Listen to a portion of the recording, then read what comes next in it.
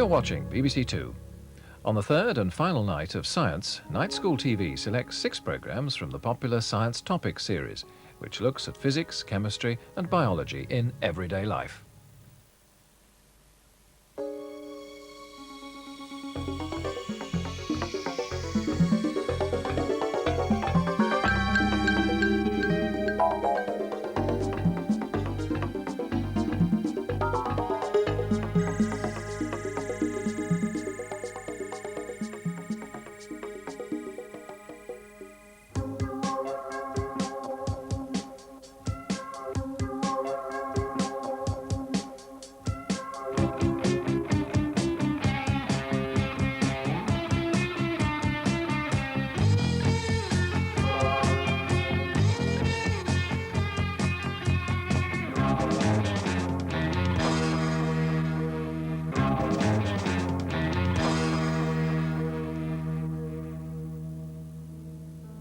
In the 1850s, the world was a very different place.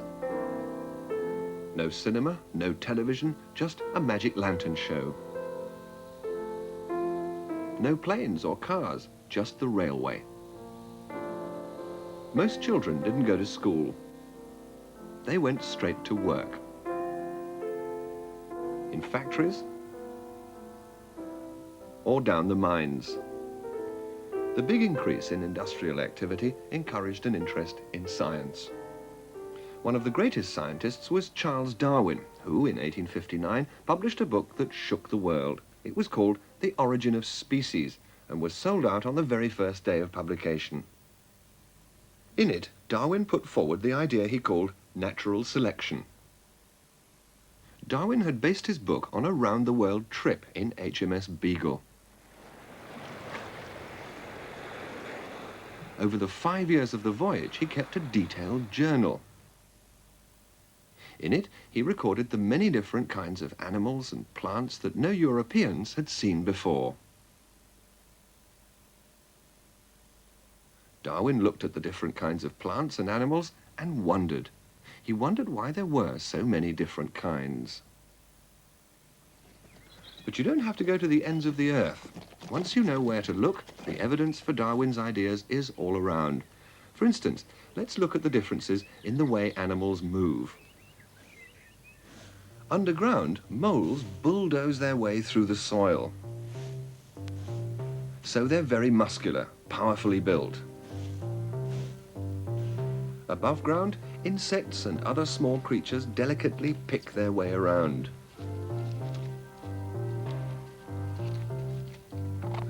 Deer trot or run. They have long legs. Animals move in different ways, partly because they live in different surroundings. That's something you can see just by watching.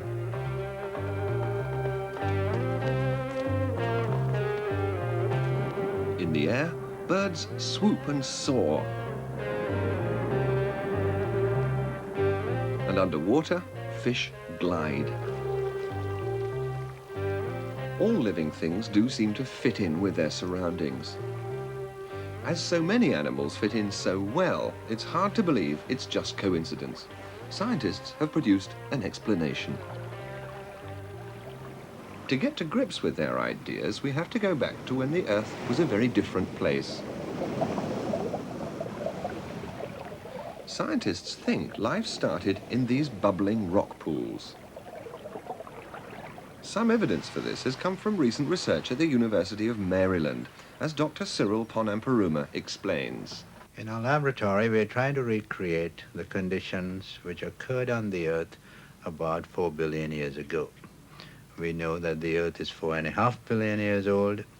We have evidence to show that life existed on the Earth at about 3.5 billion years ago. So somewhere in between those two dates, life must have appeared on this Earth. What led to that appearance? That is what we're trying to find out. The atmosphere at that time must have been very different from what it is today. We are using a mixture of methane, ammonia, and water. We put this in an electrical discharge apparatus, a flask containing the gases and the water, and we expose it to a form of energy that may have existed at that time. And in this particular experiment, we are using an electrical discharge to simulate lightning in the primitive atmosphere. So what we are really trying to do here is to put lightning in a bottle. After a few days, the gases have changed, reacted. There's a mixture of new chemicals, nucleic acids and proteins, which are the basic chemicals of life itself. The work that has been done in the laboratory leads us to believe that life may be the inevitable consequence of the evolutionary process in the universe. Life may have originated on the Earth as a result of the accumulation of this mixture of organic molecules. If that happened on this Earth, the same kind of things may have happened elsewhere in the universe. There are many Earth-like planets in the universe. There are many stars which are like our suns, as a matter of fact, billions of them. So the possibilities of extraterrestrial life become a reality. Simple living things like bacteria were produced when the chemicals, nucleic acids and proteins, got together. A whole range of microscopically small living things probably existed together at the same time. Some died out, some stayed pretty much as they were, but some changed. In time, more complex living things appeared.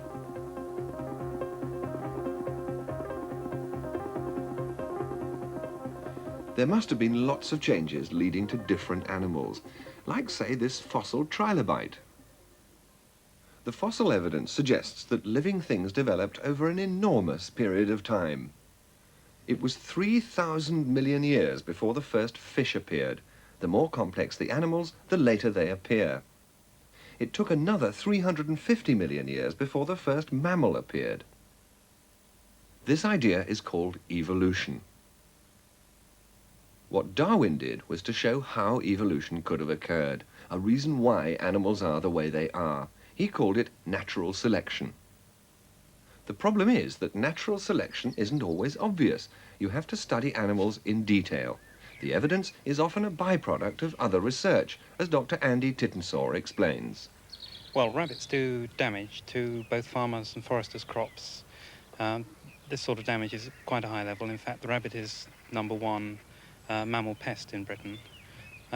Before the advent of mixoptosis, it's calculated it was doing 40 to 50 million pounds worth of damage per year in terms of lost crops, which at today's prices is something like 200 million.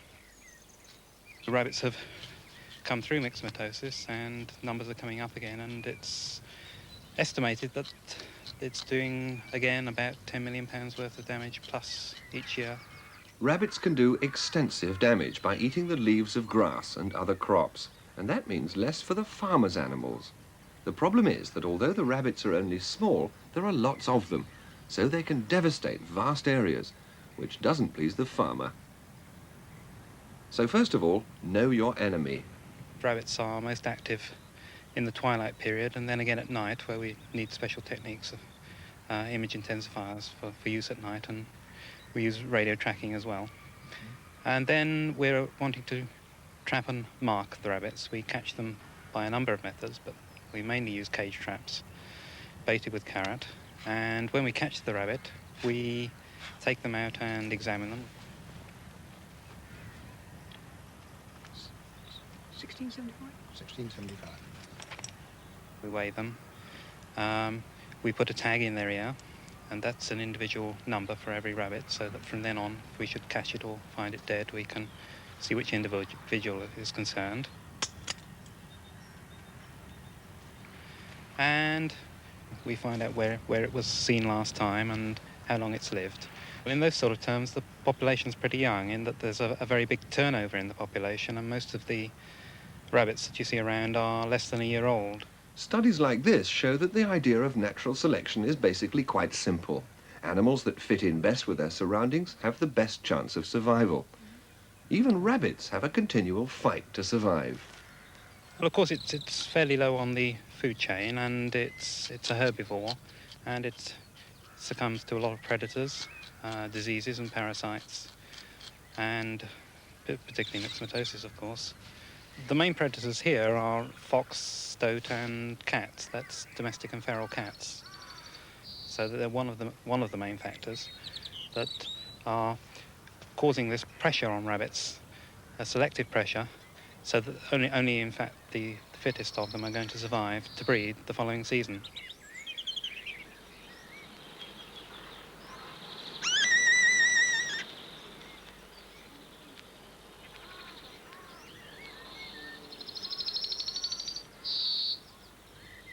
Natural selection suggests that only the best-suited rabbits survive. Survive not just the predators, but also harsh weather or a shortage of food.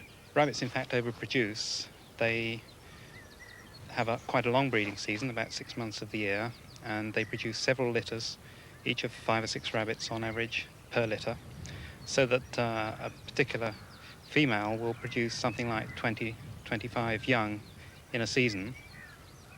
But most of those young will die before they reach even their first winter, so that it's something like 10% of rabbits survive to the following winter, and even fewer survive to the next breeding season to breed.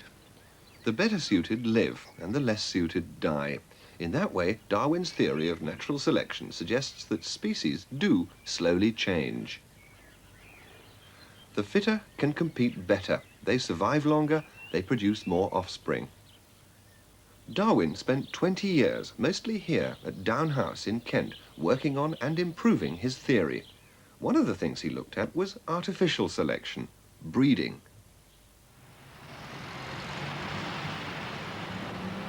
For a blind person, a guide dog is an invaluable asset. They act as a pair of eyes, taking the person through the busiest possible places. But guide dogs don't do this naturally. They have to go to training centres. They have to be taught.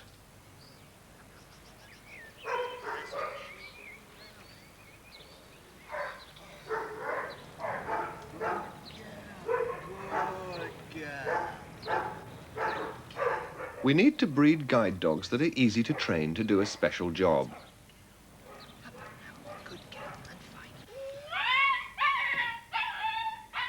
These are the breeding kennels of the Guide Dogs for the Blind Association. Johnny, give. And this is Derek Freeman, whose job it is to choose the dogs for breeding. Yeah. 20 years ago, there was no plan, no breeding system. Then, only 2 in 10 of the dogs were successful in training, and that was far too wasteful, not the way to keep up with demand. Guide dogs are rather special. Now then, as far as the actual working guide dog is concerned, what we are looking for, we're looking for a dog which is responsive to voice. We look for willingness in a dog, because a dog must have willingness to be able to endure the work. So you want a dog that has the qualities that it realises that when it's in danger, when it's in a situation, but won't panic. So you want in a confident dog. Once we had a large number of pups out, we started selecting individuals of the most successful bloodline, from the most successful bloodlines, to keep as breeding animals, to start a breeding scheme.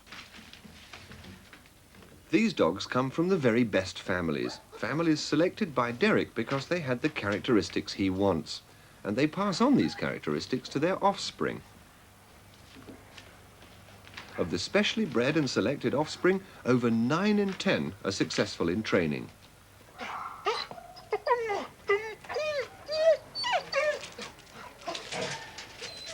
But the dogs aren't perfect. It's all a question of families, called bloodlines. The one thing, if anything, with the Labrador is the fact that the majority of Labradors, like you see down our kennels, are very enthusiastic, they're rather bumptious. The Golden Retriever is a gentler type of breed, or the lines we have found are rather more gentler. And so, by finding the lines here that excelled in those qualities and mating to the lines which we felt could be improved by it, we did come up with some rather nice crosses, and we are doing so to present day. So Derek is taking the best from 2 different types of dogs and breeding them together, crossbreeding. The new dog has a mixture of the best of both.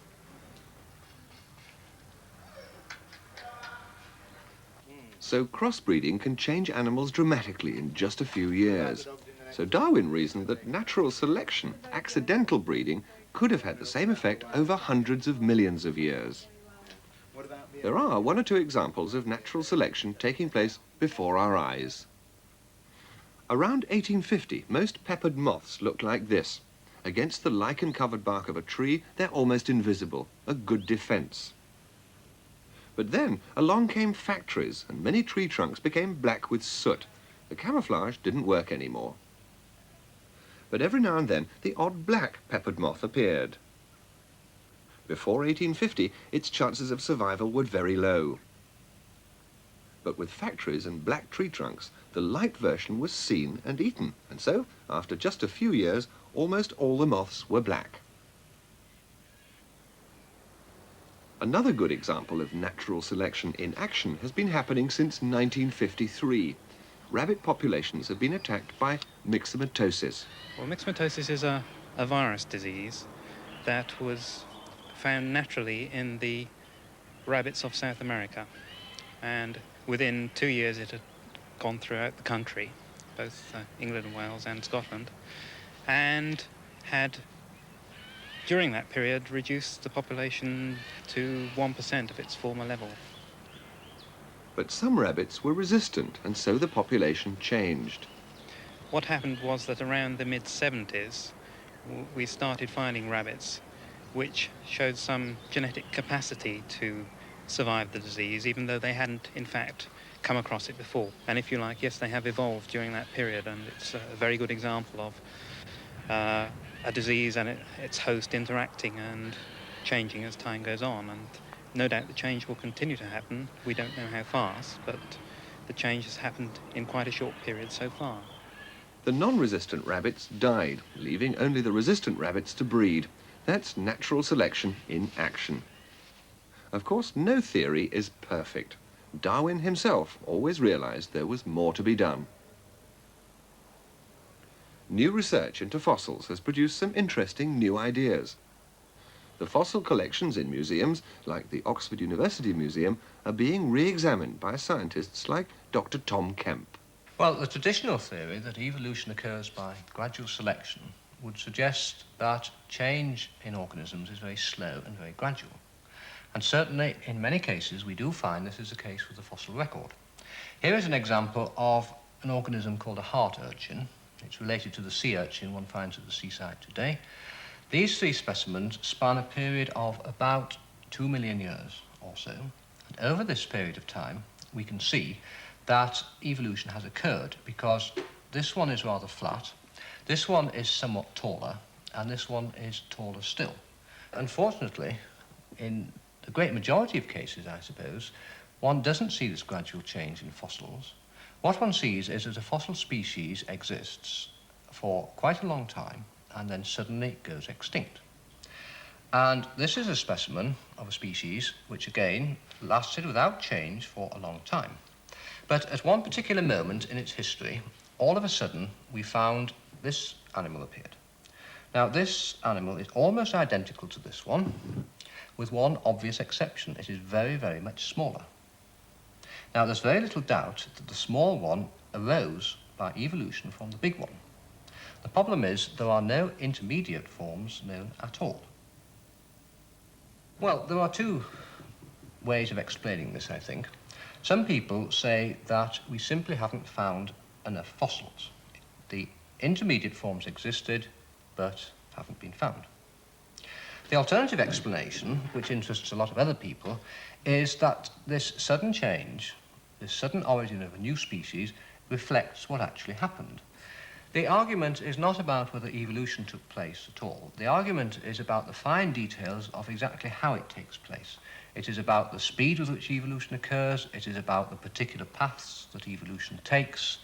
It is about the fine details of the mechanism underlying evolution. Evolution itself is the only satisfactory scientific explanation for the natural world we see.